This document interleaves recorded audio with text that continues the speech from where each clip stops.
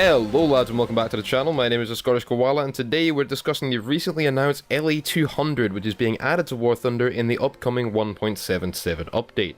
My last video on the Leopard 2K prototype did quite well and you guys seem to enjoy it, so if you want me to make these sorts of videos on all the update news, then definitely let me know with a like and a comment down below. Now I apologise for this video being a little short, but as I'm recording this, Gaijin has just announced the Challenger 1. Oh my god. But on to the topic of this video, and that is the new Russian jet aircraft, the La-200 La-200. This plane looks amazing, and I am talking just aesthetically, with a much longer fuselage than we're used to on the rest of our Russian jets, a more modern looking air intake than we've ever seen before, very reminiscent of the MiG-21 and BAC Lightning, just to name a few. We also have that signature Russian tail. Holy shit, this thing is massive. The plane has one VK1 turbojet engine in the rear, similarly to the LA-15 in the MiGs, but also the addition of a second turbojet in the undercarriage, reminiscent of the Yak-15s and 17.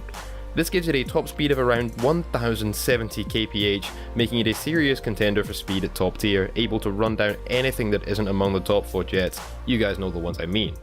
It's equipped with three 37mm cannons, and these are not the slow velocity N37D cannons found on the MiG jets. No, these are NS37s, like what we find on the Yak-9T and other Russian prop aircraft. That means higher velocity, so an easier time aiming these three big boys, but also less ammo, so do keep that in mind. The plane has a lesser climb rate when compared to the MiGs, but the meta of top tier jet battles has long since strayed away from high altitude engagement, so I don't see that fact lowering this plane's battle rating.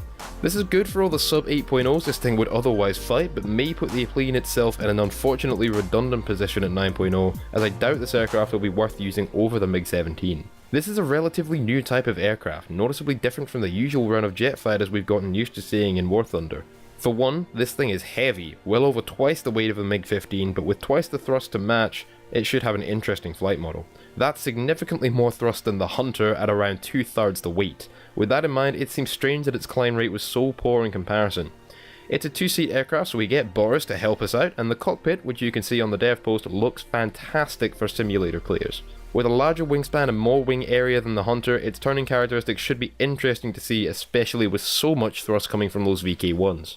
All in all, this aircraft seems to be yet another step away from the meta we've grown used to at top tier, focusing on performance characteristics that may make it very different to use as a fighter compared to what we're used to. While the La-200 may sound on paper like a Russian equivalent to the Hunter, without the weight, climb rate, firepower, or top end speed, it may come off as subpar in this role. Having said that, it should provide a very interesting variation to Russian jet teams. While balancing is still an issue without BRs of 8.3 and 8.7, the appearances of so many new jets may begin to change the meta one update at a time. The meta will have to make room for this unique new Russian jet, and I can't wait to see how it performs in game. So anyway lads, I hope you have enjoyed this video. Please leave a like and subscribe if you did, as there will be new content out on my channel every single day. Come join me over on Twitch, Twitter, Discord and all the rest, and as always I'll see you lads next video.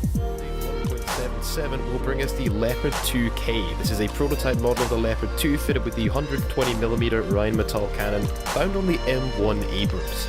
It has a top speed of, I believe, around 70 km/h, and with the potential of adding depleted uranium shells into the game, it could have as much as 800mm of penetration, or thereabouts.